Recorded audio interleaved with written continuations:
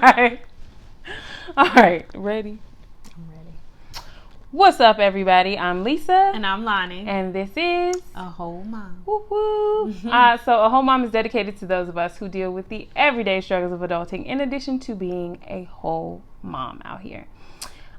So it's my friend's birthday. Ew. Mid-30s, ayy. I am here. Am I officially an auntie? Have you seen it? There's a sketch about that on Black Lady Sketch Show. I haven't seen it. I think she turned 35 and like the auntie fairy comes. Okay. She's like, whoa, wait a second. She's like, I'm fine. I'm not an auntie. Well, aunties be fine. Oh, I'm definitely fine. Period. Okay. We can embrace auntie status. I still go through the, is that your mom? Period. Exactly. Okay. Yeah, I mean, it's whatever. Okay. I'm enjoying mid-30s, so right. It might be the best time of my life. I think so. I feel like today's kind of just a day right now at this moment. Yeah, my friend been working and everything. I'm grateful to be here.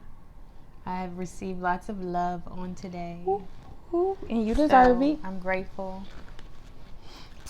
I'm blessed. Come on, blessed friend. and highly favored. Period. But I think what I really thank God for is being able to evolve and, being able to feel comfortable. That's beautiful. Kind of content, but not content in the sense that I'm not constantly evolving, but I feel you. Just so like feeling good about where you are. Good.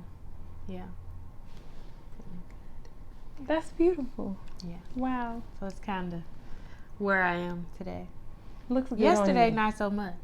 Wow. I was on a little emotional roller coaster yesterday. I had to take a hot bath, relax for a second, play some music. I really had to get myself together. Like, was it outside stressors or? There's so many outside stressors. Okay. But it wasn't like I'm turning 34. Inside. No, not really about turning 34. Okay. Good. So much. Okay. We are so my birthday is today. Our family, my immediate, I can't talk today. Family, me and the boys, we're done. Y'all done. The birthdays. Birthdays are over. All the birthdays back to back to back. How does That's it feel? what really exhausted me. I bet. These kids have drove me insane. Cause I just got one June baby, and that was stressed me out. Gotta love them, but they have drove me bonkers. They always do. But anyways, enough about me. How are you, friend? Regular degler. I took last week off from my full-time job to just try and gather my life. It's slightly gathered, but I'm back in full effect this week. So I'm feeling good. I feel rested. Good. So that's good. But yeah, we out here. Awesome sauce. So today we don't have any specific topics that we bring to you. It's a bunch of random stuff that we got feelings about that we want to talk about today. So we're gonna start with the Black Girl Olympics. Black Girl Olympics. Wow. It has just been a beautiful thing. It has. Let me change my lighting. Thank you. So last night, my friend and I, we actually went through and watched several of the different events. We didn't watch them as they were happening. But the Black Girl Magic, track and field, gymnastics, swim. Her name was... I saw her today, and now I can't remember her name.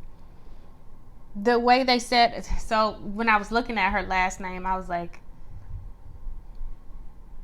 It could be pronounced 2 different ways. And now I'm drawing a blank because I can't remember. Look for it. You can keep talking. I'm going to Google it. Yeah, the Olympics always brings up mixed feelings for me because I feel like Black people often represent the U.S. in the Olympics, and they often win lots of things. And Manuel. Is it Manuel or Manuel? I'm going to say Manuel. I said Manuel right? too. Simone Manuel? Mm-hmm. Okay, we're going to stick with that. She did amazing. Aren't they all amazing?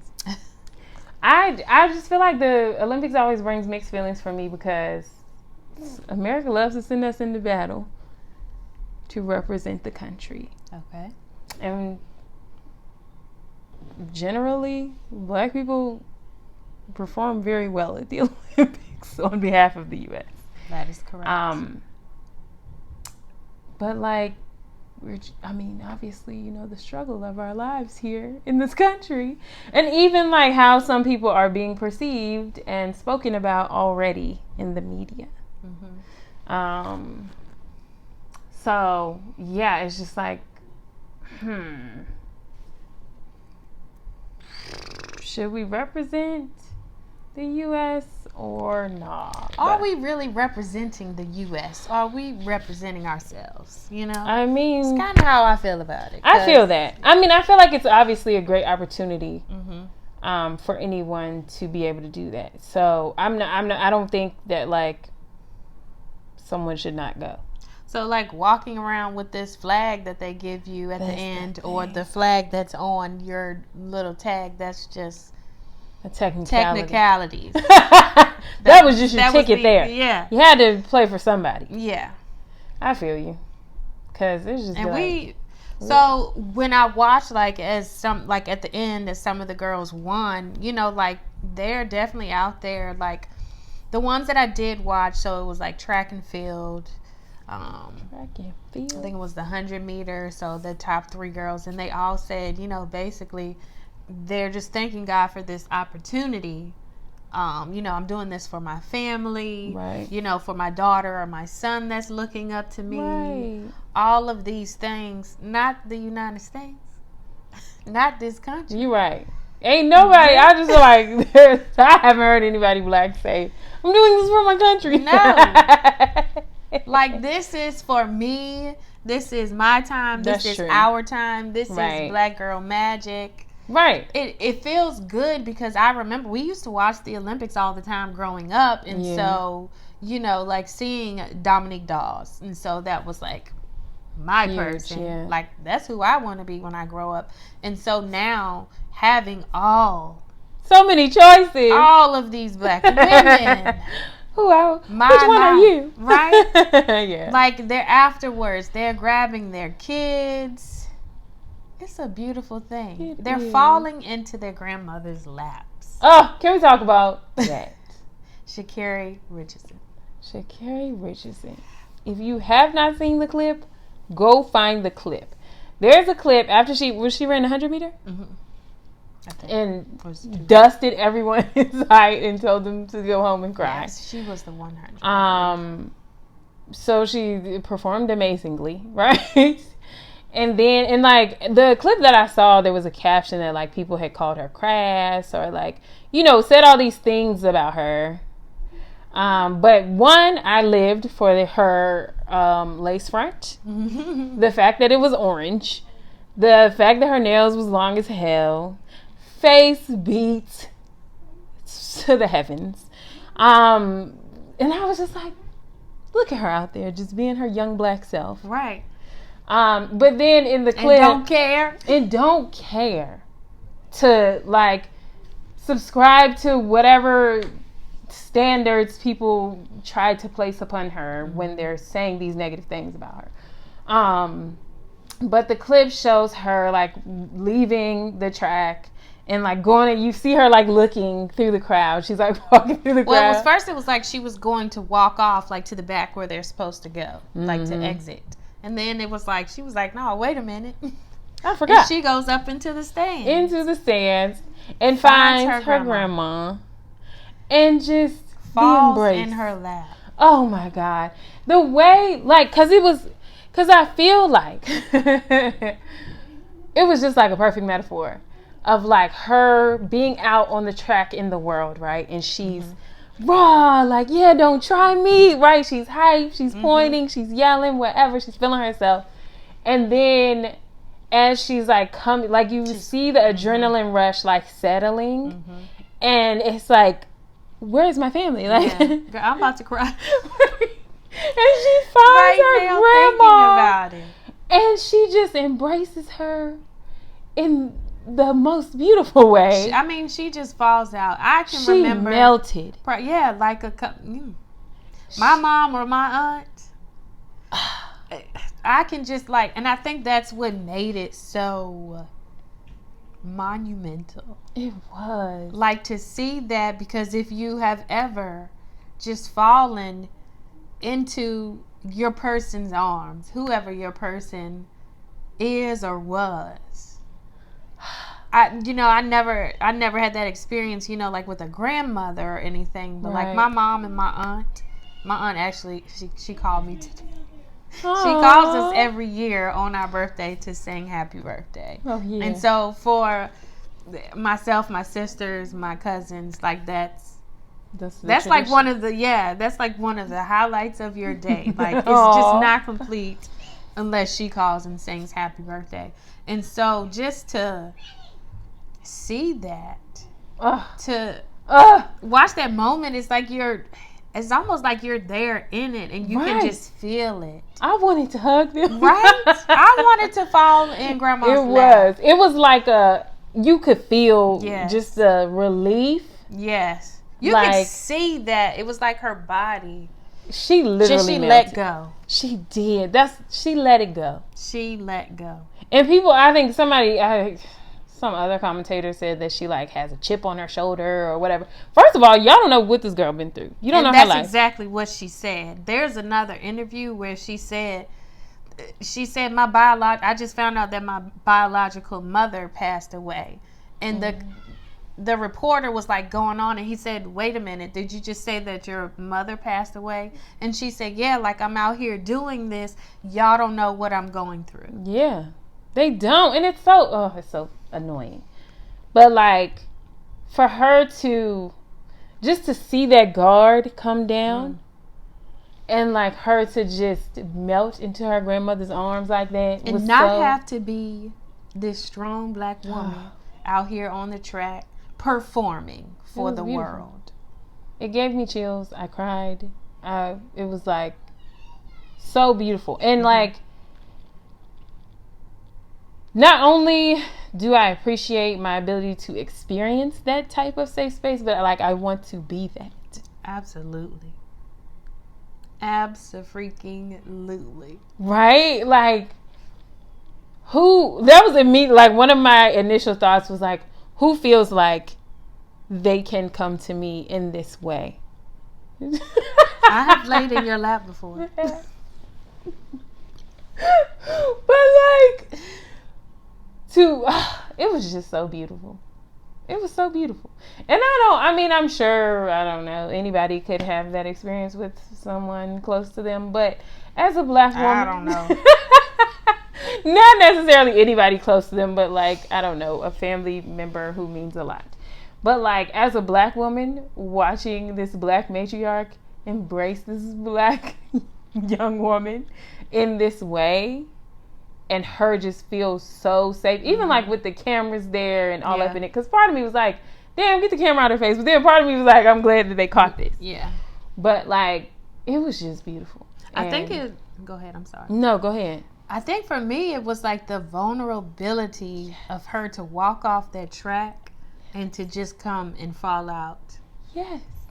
In her grandmother's arms. Because so much of it for me says, like, how the world expects us to be this strong black woman. Right. Women. And she's like, okay, I've done whatever event I've had to do. Right. When I come off this track, I don't necessarily have to do that. Or when I'm in my grandmother's space, I don't have to do that. When I'm in this woman's space, I do not have to do that. What are your safe spaces, people? Find your safe space. Jeez. Find your space. Them. Yes, where you don't have to perform constantly. Where can you just be and just melt into oblivion? That is, it's such a beautiful thing. I hope that everyone has at least one person, if not 2 or 3. I hope that I can be that. For somebody. Absolutely. That actually brings me to the other thing that I wanted to talk about. I had a conversation with a few different men about emotions and feelings. And the conversation started because one man, he was very young, like early 20s, but he has 3 kids, 2 girls and 1 boy. And he very much embraces the girl dad thing. He embraces being a dad altogether, but he said, my daughters will always have a shoulder to cry on. And I said, what about your son? And he said, me being a man, me trying to teach him to be a man, I can't allow that. And that opened up a world of conversation. And so, honestly, what the consensus was, Fred, I feel like you have thoughts. Oh, I have several, but I'm listening. So his girlfriend was there. The mother of his children was also present.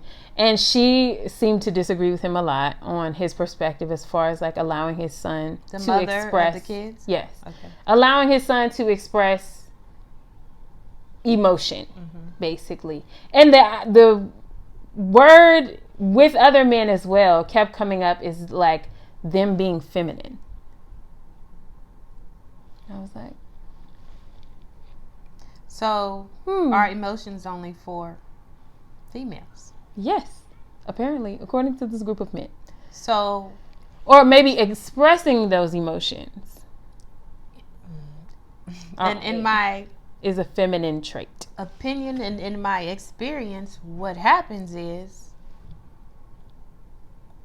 we have a whole population of men who don't feel comfortable like expressing themselves, who, end up being emotionally unintelligent, emotionally immature, and then often feeling as though, women or the world do not understand them. That's the thing. And it's a very, very sad situation. And, my heart goes out to you men who feel like they don't feel understood, that they don't feel heard, like nobody understands. You don't know what it's like. There are definitely things that we as women, we as black women won't understand about our black men because we aren't. Right, because we men literally cannot walk in their shoes. But emotions are not just for women. The expression of emotions is not just for women. And that's the thing, we is all that feel them. So how can they be? There's so many men who walk around feeling misunderstood. However, those same men are not interested in giving the next generation the tools to be understood. Right. And the conversation, it was both frustrating and sad for me. Because it was like, I would say, like, I would try to present it in a different way, but it was just like, no, we're not doing that. And one thing that stood out to me is you said that I'm teaching my son how to be a man. So is being a man, does that mean that you don't have emotions, that you don't express them, that you don't show them? If so, why? Was it 4 men? It was 4 men. They also said, and it was like the age range was really wide too. Even like their involvement parentally ranged as well. But one man said that you just got to get over that. One man specifically said, we don't have time to be sad. Like, I got stuff to do. I got to work. I got to do this. I got to do that. I don't have time to be dealing with no feelings and emotions. I feel like that's how Black people in general have been raised. And I said, that was specifically what I thought about, is like, Black people, people in the working class. This is slavery, modern day. Right. So thinking about where, our origination here in this country, having to work constantly, having a baby, pushing a baby out and going straight back to work. Yeah, having to tend to this person or that person or this thing or that thing. Like, it's like, I don't have time for emotions. Emotions is white people stuff. At that point, think about being an enslaved person, caring for this white woman, right? Imagining myself drawing a bath for this white woman that they done said, she's unstable and she's, letting her menstrual cycle get the best of her or whatever. And me thinking to myself, this polar white girl got all these feelings and emotions that she can't control. Good on me that I can control my emotions and keep on working and like. Is that controlling or is it suppressing? Exactly. And I think for years, we have conditioned ourselves to believe that we are in control of things that we are simply suppressing. And later on, it's hurting other people with. It's going to explode somewhere. Yeah, it comes out eventually somehow. Mm-hmm. And so one other thing that I said was, okay, fellas, all right.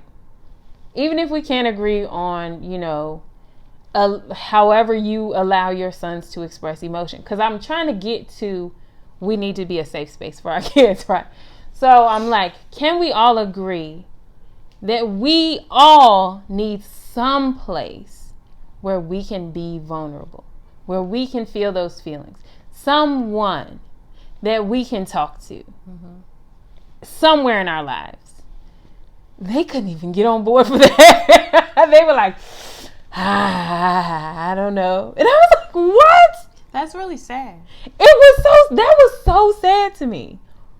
And I was like, and the young guy that started it all, he was like, it's like, I know how I feel, right? Mm-hmm. But I'm not going to let that come to the forefront of my mind by talking about it with anybody. Mind you, his girlfriend and mother of his children is sitting right next to him. And I'm like, how much has he not talked to her about, right? How much turmoil is going on inside of him? Because throughout our conversation, like, all of these different traumatic things came up. His father was not involved in his life. He's raised by his stepfather. His mother worked a lot. Like, and so just like even those things, right? But it wasn't really anything that he felt was necessary to talk about like that. It just like came out just as a part of the conversation. And so, go ahead. I think because, there are so many people who don't really yet understand how much like your childhood experiences impact and like who you become. Yeah. Who you become to yourself and who you become to those around you. There's like this saying that goes, something about if you don't deal with your cuts or your wounds, you'll end up bleeding all over people that they weren't the ones that hurt you. So then that goes into the cycle of hurt people and the cycle of trauma. Right. Because when you don't deal with your own things, then you just pass that on to the next person, and then the next person passes it on to another, and the cycle just continues. So at what point do we deal with ourselves enough to change the dynamic? Myself included. Right. And I got things that I still need to deal with. I feel like so many of us, like these black men in this room, are conditioned to believe that talking about it only makes it worse, right? Or bringing it up is not going to help. Or maybe that has been their experience. Maybe they were vulnerable at some point. And, come on in here. That did not help the situation. It made it worse. They felt maybe even more misunderstood. Come on, friend. That's real. I want to help people give their kids the tools to talk about their feelings. Right. If you can't. And the space. Do it for yourself. Put your kids in some space where they have someone that they can, your boys specifically. Right. Because if it's okay, if you will allow your daughters to do it to you, allow your sons someone. You, as the parent, would be great. Right. And that was the thing, like, a lot of them had conceded that, like, they feel like most of the time kids go to their mothers for emotional support. Mm-hmm. But I was just like, why does it have to be that way? It doesn't have to. Right. And then that was how this conversation evolved, was that they was just like, well, I ain't got time to be letting them feel feelings because I need to teach them to be tough. Mm-hmm. And I can't have them out here being vulnerable to the world. Like, they need to be tough so that no one in the world is going to bully them or treat them a certain way or, you know, look at them like they're feminine and it was just like. And I get it to a certain extent. Like, you know, for me, definitely, I'm like, okay, I have to really teach them this lesson because the world is so ugly. The world will, you know, chew them up and spit them out. I think you have to find that balance of teaching the survival piece, but also teaching love, you know? Right. So growing up with a balance of both of those things. Because in your efforts to teach them how hard... Sorry, guys, my phone. In your efforts to teach them how hard the world is or how horrible the world can be, it could be very easy for you to become that horrible person. So you have to be conscious of that. Because kids be hating. Yeah. Hating you. So the lessons that you teach, you need to... It's okay to teach things in a loving way. Absolutely. Like, for me personally, I want to be that safe space. I want to be that place that my kids can come to and melt into me and cry or whatever.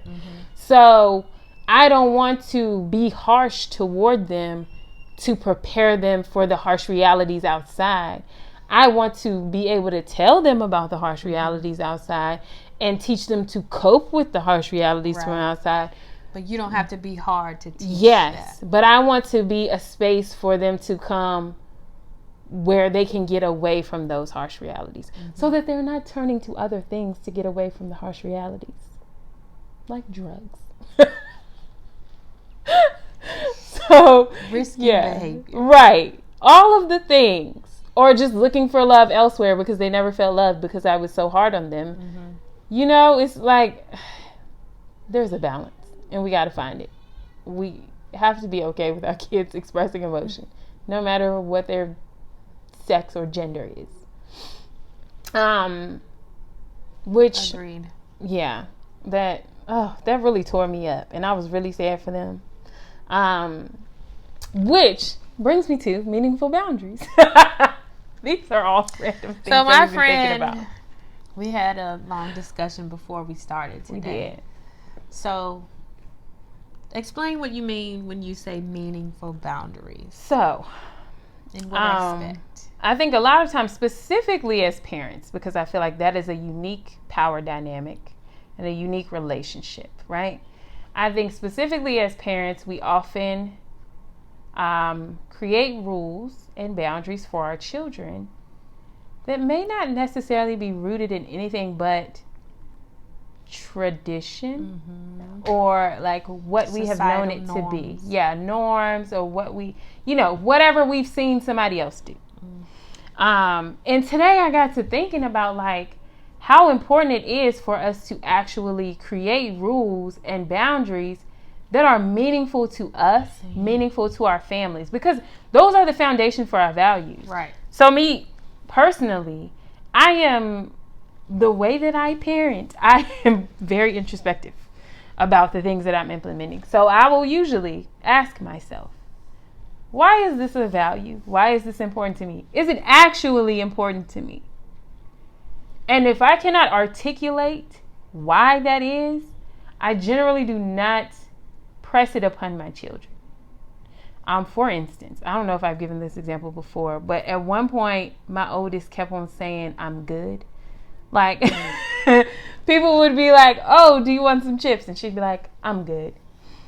And it was eating me up. But I couldn't figure out exactly why. I didn't know what I didn't like about it. It just felt like. Do you think that it should have been preceded with no thank you, I'm good? And that was what like to actually answer the question first. That was what came to me. She should be saying no thank you. That is what she's really saying. But the I'm good with the hand, like, just felt like, nah, bruh, you're doing too much.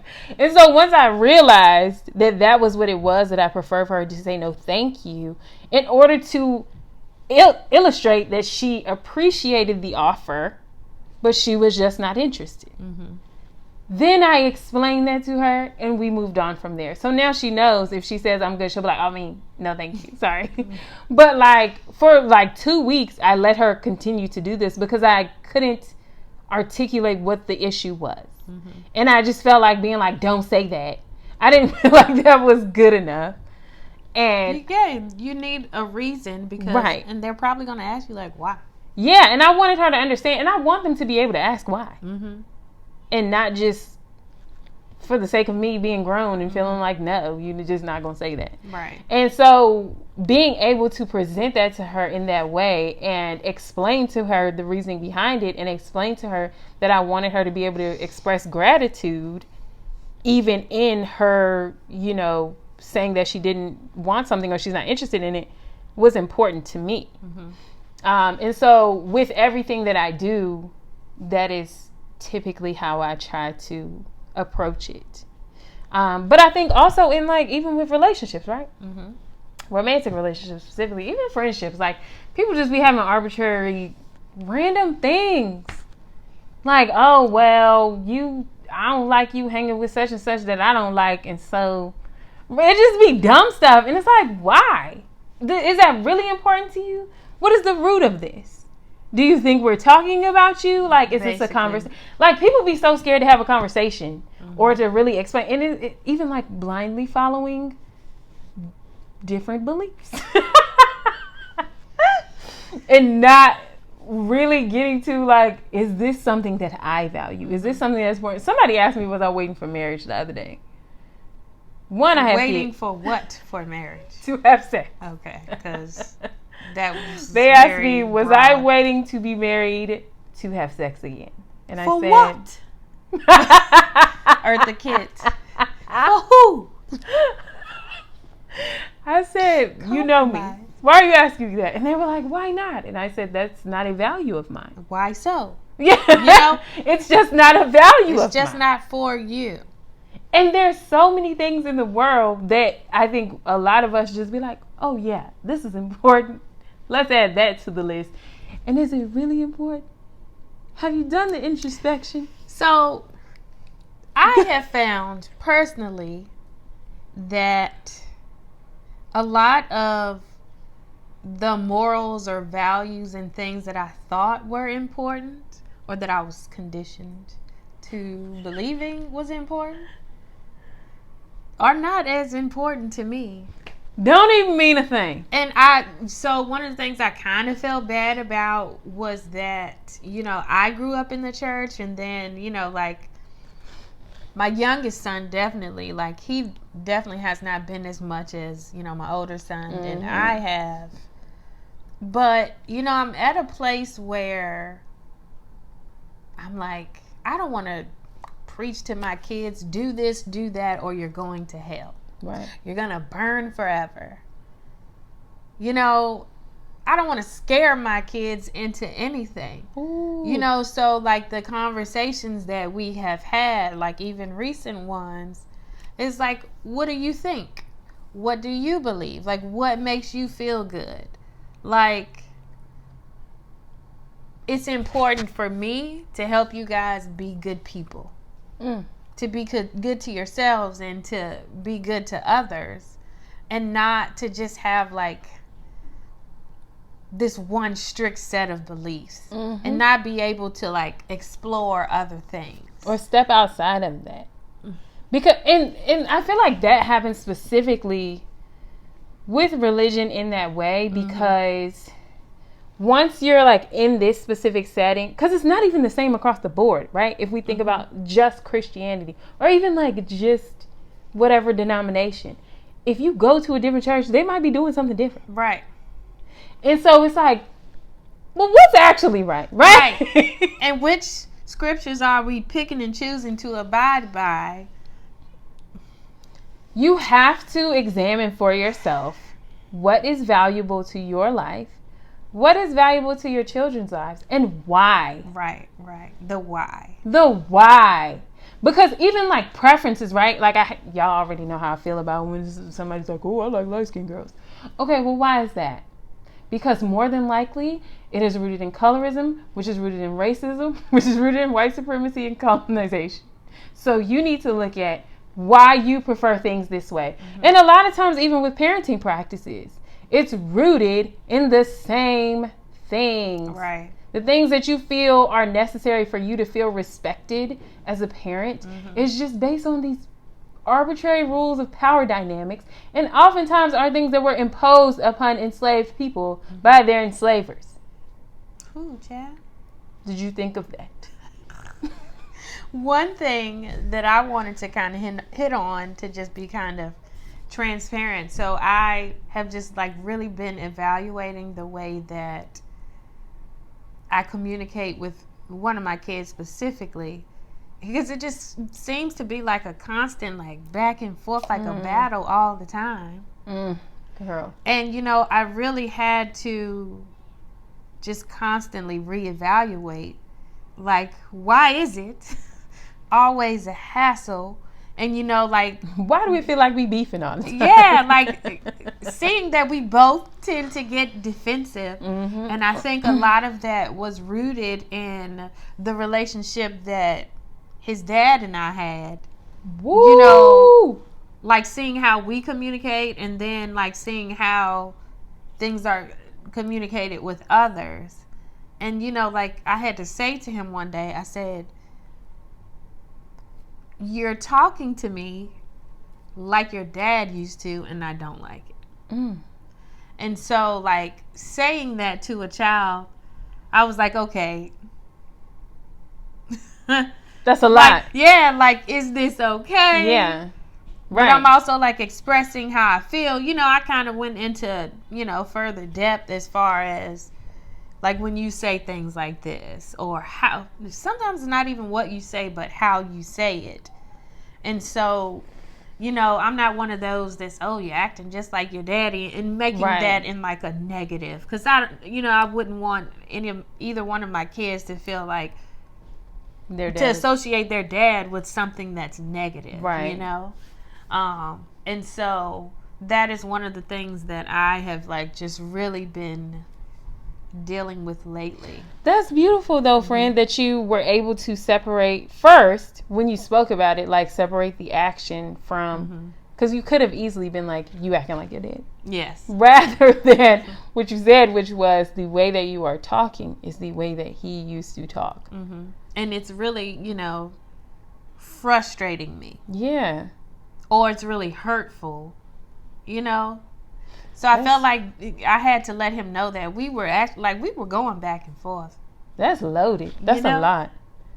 And I'm like, why do I got to constantly go back and forth with this child? And like, you know, some people would have told you just bust him in the mouth. No, like, like expressing like different grievances with your kids. And then it just goes off into like all of this other stuff. I'm like, okay, we got to deal with one thing at a time, one issue at a time. Right. It gets to a point where it's like, I feel like we both understand that we can't be our kids' friends, right? We get that. However, it is often necessary to look at your relationship with your children to like take a step back and look at what is happening and treat them as real people. Like, we can't just constantly sit in I'm the adult, you're the child, I provide for you, so do exactly what I say. Or that's not going to help them in the long run. It might be easier for us to, beat obedience into these small people. I feel like it's like shutting your kid down. It's going to prevent them from coming to you when there is something that's important. Right. Because, I have definitely gotten you were going to say no anyway. Or you were going to say this. This person was going to... You don't know what anybody was going to say if you don't know me, man. If you didn't ask. Yeah. Yeah. So, yeah. I think it's definitely important to encourage your kids. I know. And set boundaries. But, like, you have to determine, is this actually important to me? Even, like, slamming the door or stomping up the steps. Like, I don't even sweat it. I used to be like, no, she ain't stomping up no steps. She ain't slamming no doors in my house. But, like, who really cares? Do I really care about that? Does that really matter in the grand scheme of things? Do I need to continue to pick a beef with this child after I already let her know she needs to go to her room and calm it down so we can talk later? You gotta pick your battles. Yeah, do I need to run out there and bang on the door to exert my power and let her know that I didn't like that? No. Like, just let it ride. We can talk about it later that you could have broken my door. Now let me see you open it and close it. Like you got some sense. I was going to try to find a nicer way to say it. Nicer. No, we rolling with that one. Like you got some sense. Or but yeah. Like you have some self-control. But yeah, it's just like, you got to figure out what is important to you for real. And not just like, real. Well, she ain't going to stomp up no steps on me. I ain't never stomp up no steps in my mama's house. So. Bernie Mac said he was going to smack this to the white meat. That's what we supposed to do. Right. Okay. We can't let that stuff get to us. Yeah. But my alarm is letting me know that I have an appointment coming up, y'all. So we got to go, guys. Yeah. But we hope you enjoy. And it's Lonie's birthday. We can't be up in here all night talking to y'all. Let us know. How do you feel about feeling your feelings? How do you feel about boundaries? What are the rules in your house that are non-negotiable? And help us celebrate this Black Girl Olympics. Okay? Black Girl Olympics. Get into it. Bye, guys. Bye.